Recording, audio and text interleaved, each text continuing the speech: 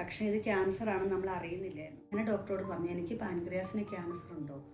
എനിക്ക് ഒരു പ്രശ്നങ്ങളുമില്ല എന്നാണ് പറഞ്ഞു. ഒരു പ്രശ്നങ്ങളുമില്ല. 30,000 രൂപയുടെ ടെസ്റ്റ് ചെയ്തിട്ടാണ് ഞങ്ങൾ അന്നേരം തന്നെ ആ ഹോസ്പിറ്റലിൽ നിന്ന് തിരിച്ചു വരുന്നത്.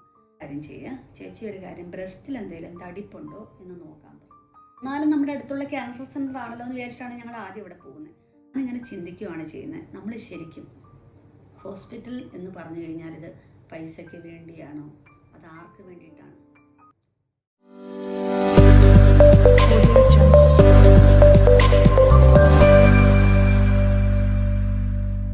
Hi friends, welcome back to my YouTube channel Iritty family.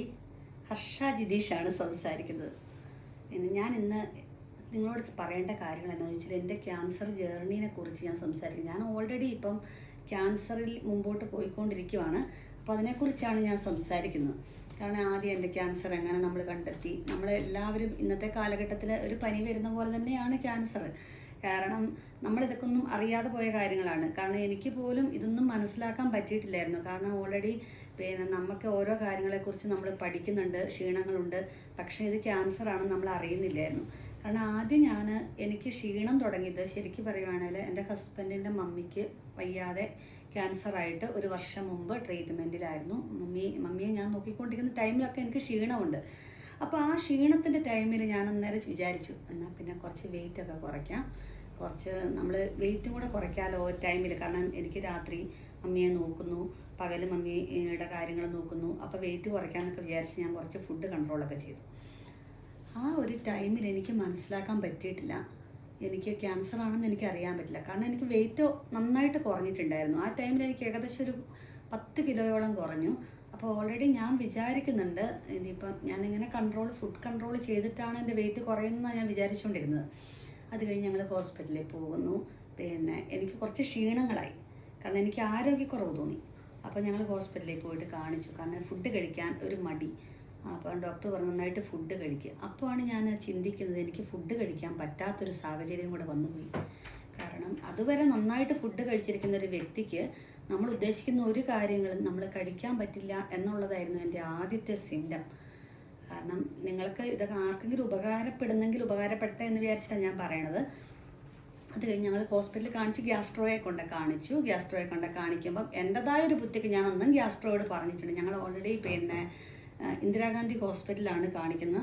അപ്പോൾ അവർ എൻഡോസ്കോപ്പിയൊക്കെ ചെയ്തു. എൻഡോസ്കോപ്പി ചെയ്തിട്ട് പറഞ്ഞ പ്രശ്നങ്ങളൊന്നും ഇല്ല. അപ്പം ഞാൻ പറഞ്ഞു, എനിക്ക് ഒത്തിരി വെയിറ്റ് ലോസ് ഉണ്ടല്ലോ. ഓൾറെഡി ഒന്നെങ്കിൽ നമുക്കൊരു വ്യക്തിക്ക് വെയിറ്റ് ലോസ് ഉണ്ടാകുന്നതിൻ്റെ ഒരു കാരണം ഒന്നെങ്കിൽ നമുക്ക് TB ആയിരിക്കണം, അല്ലെങ്കിൽ ക്യാൻസർ ആയിരിക്കണം, അല്ലെങ്കിൽ എന്തെങ്കിലും ഒരു കാരണങ്ങളുണ്ടാവും. ഇതൊന്നും ഇല്ലാതെ ഒരു വെയിറ്റ് ലോസ് ഉണ്ടാവേണ്ട ഒരു കാര്യമില്ലല്ലോ എന്ന് ഞാൻ ഡോക്ടറോട് സംസാരിച്ചു. അപ്പോൾ ഞാൻ പറഞ്ഞു, എനിക്ക് പാൻക്രിയാസിന്, കാരണം മമ്മിക്ക് പാൻക്രിയാസിന് ക്യാൻസർ ആയിരുന്നു, എൻ്റെ ഹസ്ബൻഡിൻ്റെ അമ്മയ്ക്ക്. അപ്പം ഞാനിങ്ങനെ ഡോക്ടറോട് പറഞ്ഞു, എനിക്ക് പാൻക്രിയാസിന് ക്യാൻസർ ഉണ്ടോ, എനിക്കൊരു ഡൗട്ടുണ്ട്. പുള്ളി പറഞ്ഞു, കുഴപ്പമൊന്നുമില്ല, നമുക്ക് ആ ടെസ്റ്റ് ചെയ്യാം. ആ ടെസ്റ്റ് ചെയ്തു, എനിക്ക് ഒരു പ്രശ്നങ്ങളുമില്ല എന്നാണ് പറഞ്ഞു. ഒരു പ്രശ്നങ്ങളുമില്ല. 30,000 രൂപയുടെ ടെസ്റ്റ് ചെയ്തിട്ടാണ് ഞങ്ങൾ അന്നേരം തന്നെ ആ ഹോസ്പിറ്റലിൽ നിന്ന് തിരിച്ചു വരുന്നത്. പിന്നെ എനിക്ക് ക്ഷീണമാണ്.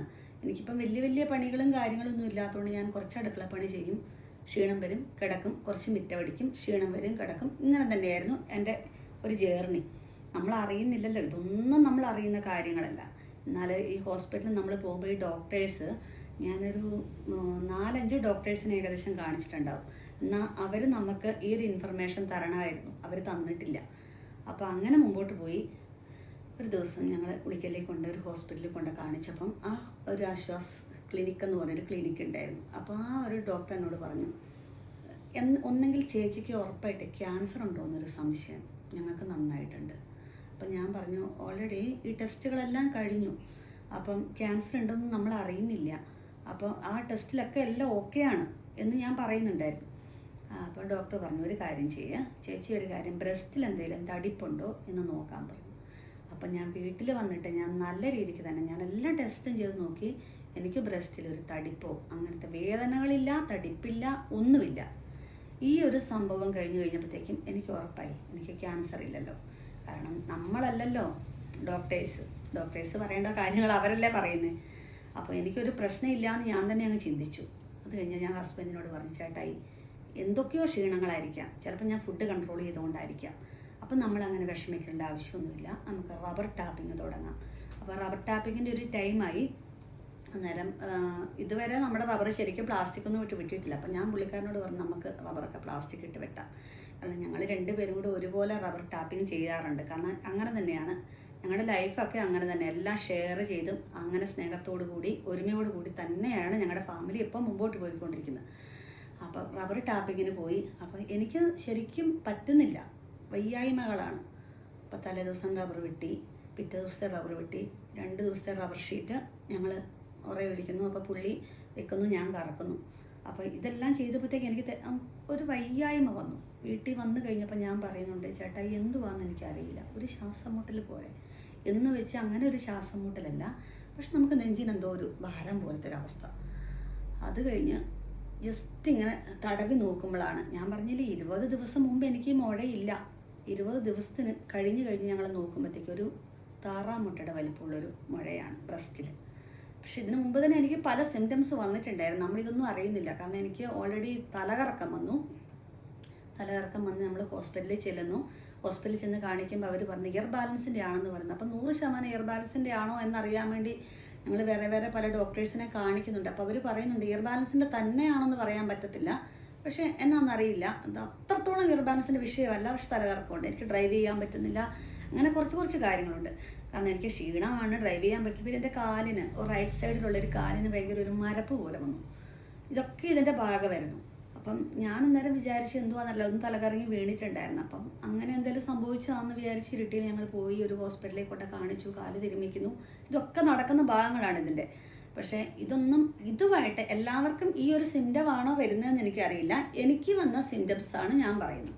അപ്പോൾ എനിക്കിങ്ങനെ ഒരു കാലിനൊരു മരപ്പും കാര്യങ്ങളും ഒക്കെ വന്നിട്ടുണ്ടായിരുന്നു. അപ്പം ഇതെല്ലാം കഴിഞ്ഞ് ഞങ്ങൾ ആദ്യമായിട്ട് ഈ ഒരു മുഴ കണ്ടു. ഒരു വൈകുന്നേരം ഒരു ടൈമിലാണിത് കാണുന്നത്. ഫസ്റ്റില്ല നമ്മുടെ അടുത്തുള്ള ഏറ്റവും വലിയ ക്യാൻസർ സെൻ്ററാണ് കൊടിയേരി. ആദ്യമായിട്ട് ഞങ്ങൾ അങ്ങോട്ടേക്കാണ് പോകുന്നത്. അവിടെ പോയി ഞങ്ങൾ ആദ്യം തന്നെ ടോക്കണൊക്കെ എടുത്തു, ഡോക്ടറെ കാണിച്ചു. അപ്പം നമുക്ക് ഇൻഷുറൻസോ കാര്യങ്ങളോ ആരോഗ്യ ഇൻഷുറൻസോ ഹെൽത്ത് ഇൻഷുറൻസ് അങ്ങനത്തെ ഒന്നുമില്ല. അപ്പം എന്നാലും നമ്മുടെ അടുത്തുള്ള ക്യാൻസർ സെൻ്റർ ആണല്ലോ എന്ന് വിചാരിച്ചിട്ടാണ് ഞങ്ങൾ ആദ്യം ഇവിടെ പോകുന്നത്. അപ്പോൾ ഡോക്ടറെ ആദ്യം കാണിച്ചു. ഡോക്ടർ നോക്കുന്ന പാടെ എന്നോട് പറയുന്നത് എന്നാന്ന് ചോദിച്ചാൽ, മോളെ ഇത് ക്യാൻസർ തന്നെയാണ്, ഇതൊരു 90% ക്യാൻസറാണ്. പക്ഷെ നമുക്കത് കൺഫേം ആക്കണമെങ്കിൽ നമുക്ക് ബയോപ്സി ചെയ്യണം. ഓക്കെ, ബയോപ്സിക്ക് അയക്കാം എന്നുള്ള തീരുമാനമെടുത്തു. ഇവർ ബയോപ്സിക്ക് വേണ്ടി കുത്തിയെടുത്ത് ഇവർ ബയോപ്സിക്ക് അയച്ചു. പക്ഷേ എനിക്കെന്തോ ഒരു മനസ്സിലൊരു വയ്യായ്മ എനിക്ക് തോന്നി. ട്രീറ്റ്മെൻറ്റ് ഇവിടെ ചെയ്യാം, പക്ഷേങ്കിൽ നമുക്ക് വേറൊരു ഹോസ്പിറ്റലും കൂടെ കാണിച്ചാലോ എന്ന് ഞാനിങ്ങനെ ഹസ്ബൻഡിനോട് പറയാണ്. കാരണം എൻ്റെ മനസ്സിലത് ദൈവം തോന്നിച്ചതായിരിക്കുന്നത് ഞാൻ ചിന്തിക്കുന്നു. ഇവർ ബയോപ്സിക്ക് അയച്ചു. അത് കഴിഞ്ഞ് ഞങ്ങൾ 2 ദിവസം കഴിയുമ്പോഴത്തേക്കും ഞങ്ങൾ MVR ഹോസ്പിറ്റലിലേക്ക് പോവുകയാണ്. കോഴിക്കോട് MVRലേക്ക് ഞങ്ങൾ പോകുന്നു. അവിടെ പോയിട്ട് അവിടെ കാണിച്ചു കഴിഞ്ഞപ്പോൾ അവർ പറഞ്ഞു, ഒരു കാര്യം ചെയ്യുക, നിങ്ങൾക്ക് കുടിയേരിൽ നിന്ന് ബയോപ്സിക്ക് അയച്ചിട്ടുണ്ടെങ്കിൽ അതിന് റിസൾട്ട് വരട്ടെ, നമുക്ക് ബാക്കി ടെസ്റ്റുകൾ ഇവിടുന്ന് ചെയ്യാം, ബയോപ്സി റിസൾട്ട് അവിടെ വരട്ടെ. കാരണം ബയോപ്സിക്ക് ചെറിയ ഒരു പൈസയല്ല ബയോപ്സി. അപ്പം MVRലെ ഡോക്ടറിനോട് ചോദിക്കുന്നുണ്ട്, മോളെ സ്കാൻ ചെയ്ത ശേഷമാണോ നിൻ്റെ ബയോപ്സി എടുത്തത്, അത് വെറുതെ കുത്തിയെടുക്കുവാണോ ചെയ്തതെന്ന് ചോദിച്ചു. അപ്പം ഞാൻ പറഞ്ഞു സ്കാൻ ചെയ്തിട്ടില്ല, കാരണം നമുക്കിതിനെക്കുറിച്ചുള്ള ആധികാരികമായുള്ള അറിവുകളൊന്നും ഇല്ലല്ലോ. അപ്പം ഞാൻ പറഞ്ഞു സ്കാനൊന്നും ചെയ്തിട്ടില്ല, സാധാ രീതിയിലാണ് കുത്തിയെടുത്തേക്കുന്നതെന്ന് പറഞ്ഞു. അപ്പം MVRലെ കുറച്ച് ടെസ്റ്റുകളൊക്കെ ചെയ്തു. അത് കഴിഞ്ഞിട്ട് ബയോപ്സി റിസൾട്ട് അവിടുന്ന് വരുന്നു. അതായത് കൊടിയേരിന്ന് ബയോപ്സി റിസൾട്ട് വന്നിട്ട് ഇവരെന്നെ വിളിച്ചിട്ട് പറഞ്ഞു, ബയോപ്സിയിൽ നെഗറ്റീവാണ്, ക്യാൻസർ ഇല്ല. പക്ഷേങ്കിൽ ആ റിസൾട്ടിൻ്റെ ഇടയിൽ അവർ ഒന്നും കൂടെ എഴുതി വെച്ചിട്ട് ഒന്നും കൂടെ റീടെസ്റ്റ് ചെയ്യണം. അപ്പം ആദ്യം തന്ന ഈ 17,000 അല്ലാതെ നിങ്ങൾ ഒന്നും കൂടെ ഈ പൈസ കൊണ്ടുപോവാ, ഒന്നും കൂടെ നമുക്ക് ചെയ്യാം. ഇതാണ് അവരെന്നോട് പറഞ്ഞ വാക്ക്. ഞാൻ പറഞ്ഞു ഒരു കാര്യം ചെയ്യാം, ഇനിയിപ്പോൾ രണ്ടാമത് ഇങ്ങനെ അവർ ചെയ്തെടുത്ത് രണ്ടാമത് നമ്മൾ ആ പൈസ കൊണ്ട് അവിടെ ചെയ്യണ്ടല്ലോ, നമുക്ക് MVRൽ തന്നെ ചെയ്യാം. കാരണം ആവശ്യങ്ങൾ നമ്മുടേതാണ്. നമ്മൾ ഈ ഒരു മാനസികാവസ്ഥ എല്ലാവർക്കും ഉൾക്കൊള്ളാൻ പറ്റുന്നൊരു മാനസികാവസ്ഥയൊന്നുമല്ല. കാരണം ക്യാൻസർ ആണെന്ന് അറിഞ്ഞ് ആ 2 ദിവസം എനിക്ക് നല്ലൊരു മാനസികാവസ്ഥ അല്ലായിരുന്നു. പിന്നെ ഞാൻ അതിനെ ഉൾക്കൊണ്ടു. നമുക്കൊരു രോഗം വന്നു കഴിഞ്ഞാൽ നമ്മളത് ഉൾക്കൊണ്ടേ പറ്റൂ. അത് ഉൾക്കൊണ്ട് നമ്മൾ മുമ്പോട്ട് പോകണം. ഇനി നമുക്ക് അടുത്തുള്ള ഓപ്ഷൻ എന്ന് പറഞ്ഞു കഴിഞ്ഞാൽ ഈ രോഗത്തെ നമ്മളെങ്ങനെ തരണം ചെയ്യുക എന്ന് മാത്രം. അത് എല്ലാവരോടും ഞാൻ പറയുന്ന കാര്യം. നമ്മൾ തകർന്നിട്ട് കാര്യമില്ല, നമ്മൾ തളരുവല്ല ചെയ്യേണ്ടത്, നമ്മൾ മുമ്പോട്ട് നമ്മൾ ജീവിക്കണം. അപ്പോൾ ജീവിക്കണമെങ്കിൽ നമ്മുടെ ഒരു മനസ്സിൻ്റെ ബലം തന്നെയാണ് വേണ്ടത്. അപ്പോൾ ഞങ്ങൾ MVRൽ നിന്ന് രണ്ടാമത് ടെസ്റ്റ് ചെയ്തതിൻ്റെ റിസൾട്ടിൽ ഓൾറെഡി അവർ പറയുന്ന പോലെ സ്കാൻ ചെയ്ത് തന്നെയാണ് ടെസ്റ്റ് ചെയ്തത്. എനിക്ക് ഓൾറെഡി ക്യാൻസറാണ്. ക്യാൻസർ നന്നായിട്ട് നല്ല രീതിയിൽ തന്നെ ഉണ്ട്. കാരണം ഗ്രേഡ് 3 തന്നെയാണ്. കാരണം മുഴയൊക്കെ അത്രയും വലുതായിട്ടുണ്ട്. അപ്പം ഡോക്ടർ ആ ഒരു ട്രീറ്റ്മെൻ്റ് അല്ല അവർ ചെയ്തത്. അവരതിൻ്റെ എല്ലാം തരംതിരിച്ച് ബാക്കി എല്ലാ ടെസ്റ്റുകളും ചെയ്തു കഴിഞ്ഞപ്പോൾ ട്രിപ്പിൾ നെഗറ്റീവ് എന്ന് പറഞ്ഞൊരു സംഭവമാണ്. പെട്ടെന്ന് സ്പ്രെഡ് ആകുന്നൊരു സംഭവമാണെന്ന് പറഞ്ഞു. കാരണം അതായത് കീമോ മാത്രം പറ്റത്തില്ല, റേഡിയേഷനും പറ്റത്തില്ല, സർജറി വേണം. പക്ഷേ ആദ്യം സർജറി ചെയ്യുന്നതിനോട് അവർക്ക് യോജിപ്പില്ലായിരുന്നു. കാരണം നമ്മൾ ഒരു സർജറി നമ്മൾ ചെയ്യുന്നിടത്ത് നമ്മൾ കീമോ സ്റ്റാർട്ടാക്കാൻ പറ്റത്തില്ല. ഇവർ റിസൾട്ട് അറിഞ്ഞ സ്പോട്ടിൽ തന്നെ പിറ്റേ ദിവസം തന്നെ കീമോ എനിക്ക് സ്റ്റാർട്ട് ചെയ്തിട്ടുണ്ടായിരുന്നു. അപ്പം നമ്മൾ സർജറി ചെയ്യുന്നിടത്ത് നമ്മൾ മുറിവ് കരിയാനൊക്കെ ഒരു 15 ദിവസം അല്ല 20 ദിവസമൊക്കെ നമുക്ക് വേണം. അത് കഴിഞ്ഞാൽ ഇവർക്ക് റേഡിയേഷനും കീമോയും ഒക്കെ ചെയ്യാൻ പറ്റത്തുള്ളൂ. കാരണം അതെൻ്റെ ഒരു കാര്യത്തിൽ അത്ര നല്ലതല്ല എന്നാണ് ഇവർ പറഞ്ഞത്.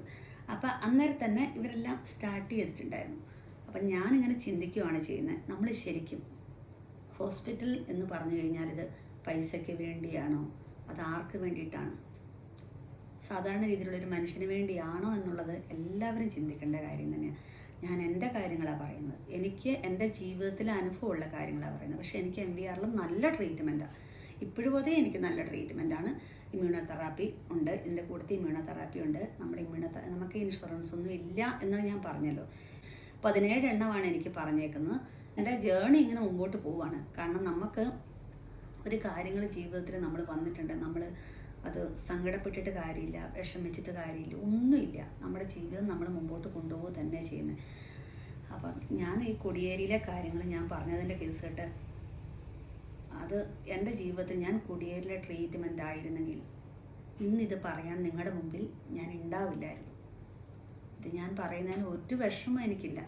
നിങ്ങളുടെ മുമ്പിൽ ഇന്ന് എനിക്കിത് പറഞ്ഞു നിൽക്കാൻ എനിക്ക് പറ്റില്ലായിരുന്നു. കാരണം അവർ ഒരു ട്രീറ്റ്മെൻറ്റ് കഴിഞ്ഞ് ഒരു റിസൾട്ട് കഴിഞ്ഞ് അവർ മാസം അല്ലെ 10 ദിവസം കഴിഞ്ഞിട്ടാണ് അവർ അടുത്ത ടെസ്റ്റ് ചെയ്യുന്നത്. മൊത്തം ടെസ്റ്റും കാര്യങ്ങളൊന്നും അല്ല. പക്ഷേ ആദ്യത്തെ അതിലും എനിക്ക് തെറ്റ് പറയാനില്ല. കാരണം നമ്മൾ പ്രൈവറ്റ് ഹോസ്പിറ്റലിൽ പോകുന്നതും അല്ലാതെ ഗവൺമെൻറ് ഹോസ്പിറ്റലിൽ പോകുന്നതിനൊക്കെ ഒത്തിരി മാറ്റങ്ങളുണ്ടാവും. അതൊക്കെ നമുക്ക് ഉൾക്കൊള്ളാൻ പറ്റുന്ന കാര്യങ്ങളാണ്. പക്ഷേ അവരുടെ ടെസ്റ്റിൽ വന്ന ആ ഒരു പിഴ, അത് ഒരു വ്യക്തിയുടെ ജീവിതം തന്നെ മറിക്കുന്ന പിഴ തന്നെയാണ്. അതൊന്നും ചെയ്യാൻ പാടില്ലാത്ത കാര്യങ്ങളാണ്. അതൊക്കെ ഏത് ഡോക്ടേഴ്സ് ആയിക്കോട്ടെ, ഏത് ലാബ് ടെക്നീഷ്യൻ ആയിക്കോട്ടെ, അതൊക്കെ എല്ലാം ചെയ്തിട്ട് വേണം ചെയ്യാൻ. കാരണം നമ്മൾ എല്ലാ വ്യക്തികളും നമുക്ക് പലതും പറയാം. പക്ഷേ ഒരു ക്യാൻസർ എന്ന് പറഞ്ഞാൽ നമ്മളൊരു വ്യക്തി, അത് അവരെ ആശ്രയിച്ച ഒരു വ്യക്തിയുടെ ജീവിതം തന്നെയാണ്. അത് മാറ്റിമറിയുന്ന ഒരു വ്യക്തിയുടെ ജീവിതമാണ്. അത് നമ്മൾ പുറത്ത് പറയുന്ന ഒരു വ്യക്തിയെ പോലെയല്ല. നമുക്കൊരു ജീവിതത്തിൽ നമ്മൾ എങ്ങും തൊടാതെ നമ്മൾ ഇങ്ങോട്ട് മുമ്പോട്ട് യാത്ര ചെയ്യുന്നിടത്ത് നമുക്ക് പെട്ടെന്ന് വരുന്നൊരു സ്റ്റെക്കാണ് അത്. അതുകൊണ്ട് ഞാനിങ്ങനെ ഓരോ കാര്യങ്ങൾ നിങ്ങളോട് ഇങ്ങനെ പറഞ്ഞുകൊണ്ടിരിക്കുന്നത് എന്തുകൊണ്ടാണെന്ന് ചോദിച്ചു കഴിഞ്ഞാൽ ഇതൊക്കെ എല്ലാവരും മനസ്സിലാക്കേണ്ട കാര്യങ്ങളാണ്. അതുകൊണ്ട് എന്നാ കേസ് കേട്ട് വന്നാലും നല്ല ഹോസ്പിറ്റലിനെ ആശ്രയിക്കുക, നല്ല രീതിക്ക് മുമ്പോട്ട് പോവുക. ഇതൊക്കെയാണ് എൻ്റെ ക്യാൻസർ ജേർണിയുടെ ഒരു ഫസ്റ്റ് സ്റ്റേജ്. ഇതാണ്.